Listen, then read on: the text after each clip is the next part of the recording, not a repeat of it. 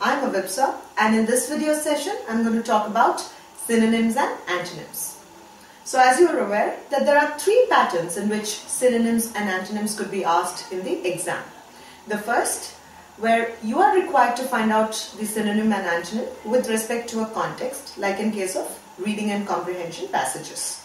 The second is when they are asked independently, where unfortunately you have no clue to arrive at the meaning.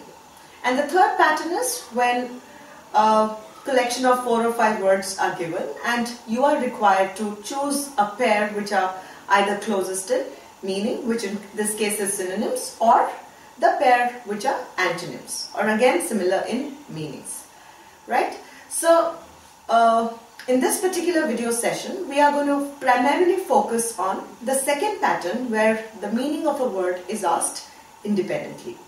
And the approach that we're going to use here is the root word approach.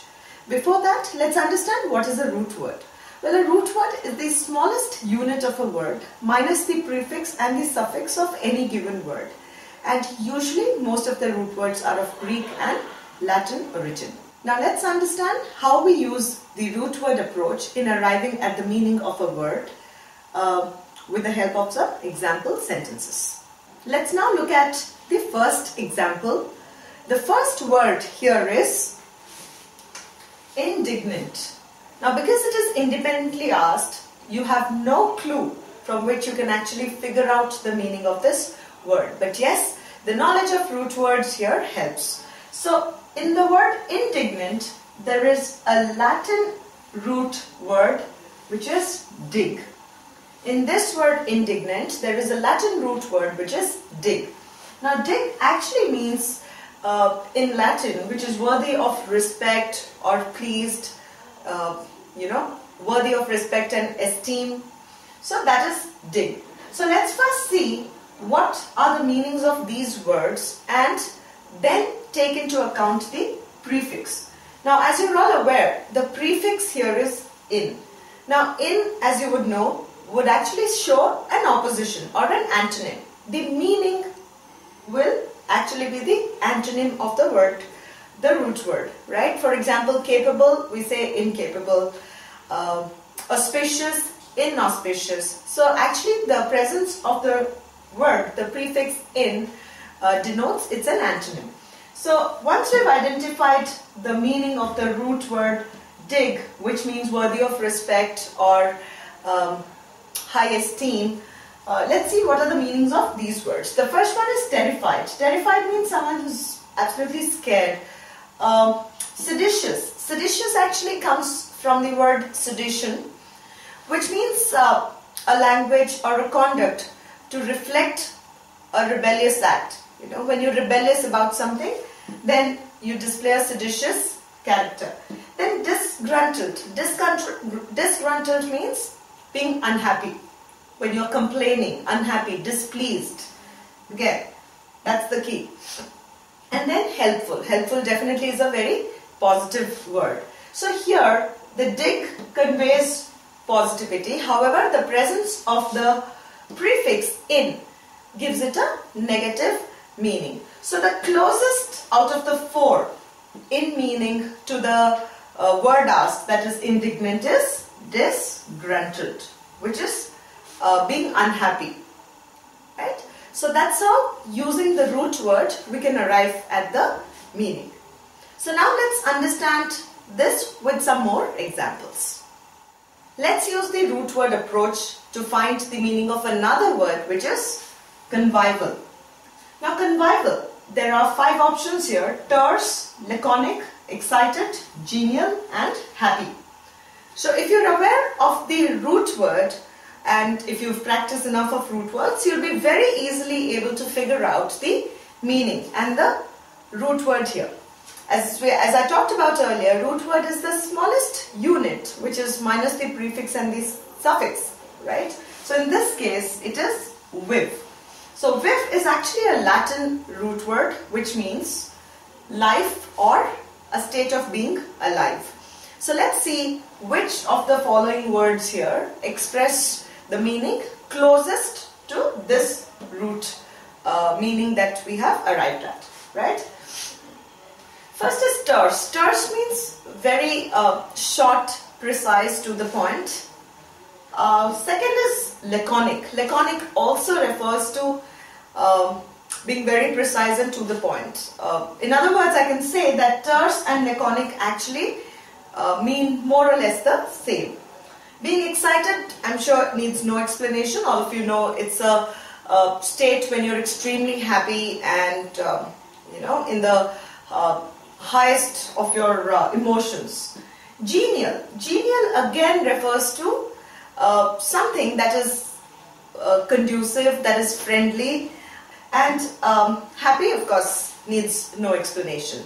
So let's now see live, alive, combining with convivial, relating it to what the root word is. The closest of the 5 words here is actually genial. Okay, so genial, as you're also aware of the word congenial, right, which means friendly or which is conducive to life. So out of the options available here, we can say that genial is the closest in meaning to convivial or convivial, as they say. Let's now look at another example and find out the synonym of the word ebullient using the root word approach. Ebullient. Now here, if you're aware of the root word bull, which is actually neither Greek nor Latin, but it is an Indo-European root word, right? So, which actually means to boil up or to blow or to bubble, right? So we will try to see and relate which of the options can be relate to the root word here. So distraught is again, it conveys a very negative feeling. Distraught actually means a state of anger. You've actually irritated somebody to the extent that he's now going insane. Seditious again is a state. It comes from the word sedition, which means a conduct which reflects a rebellious character or a rebellion. Lively again, something that's full of life or bubbling with life. So if you look at the root word bubble or blow, right? So lively conveys a very closer meaning to that. Now irascible is again a state of one who can get angry very easily. So that state is irascible. And melancholy actually means when you're gloomy, sad. So ebullient actually means a state of bubbling with life or very joyful. So the word that is closest in meaning to the word ebullient here is lively. Right? Now that we've discussed these synonyms, let's now take up a few example sentences to understand how can we use the root word approach to derive the antonyms. Let's look at this example word, which is germane. The germane, if you look at the word and if you can identify, if you have some knowledge of root words, you can see that there is a root word germ, which is a Latin root word germ, which means a vital part, a bud or a seed or something that's essential, right? So if you look at it, essential, relevant, if you look at the first option, relevant more or less looks like the meaning and not the antonym. So we have to find something which is closer in meaning to being irrelevant or something that is superficial and not so important. Bias is when you are inclined towards something typically. Tangential here, if you see, it actually refers to a superficial relevance, which means nearly irrelevant. Alien, something which is absolutely not related to this. And finally, dispassionate, which is not in context with the word at all. So someone who's not happy or passionate about anything. So here, if you look at the meaning, here the word which is closest to the antonym of the word that's been asked, that is germane, is tangential. So as I said, Knowledge of root words always helps, but at the same time, it is practically impossible to learn all the root words, but expose yourself to as many as possible. Let's take up another word and see how can we arrive at the antonym of that word. Right? So that is corroborate. Corroborate. If you're aware of the root word and if you've practiced enough to know about the different types of Latin and Greek root words, then you'll be very easily able to identify that. Here we have a root word which is orate.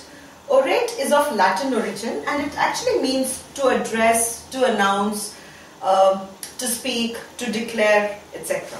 Right? So when we're looking at an antonym, let's see in terms of meanings, if you're able to arrive at something which means exactly in contradiction to this meaning, right? So let's understand what that gainsay is. Also a new word for you maybe. So gainsay actually means to cover up or to contradict, to do not say openly or to contradict, to give a false statement. That is the meaning of gainsay.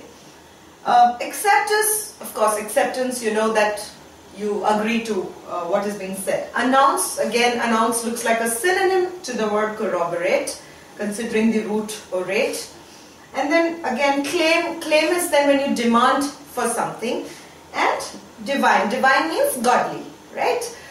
Related to God.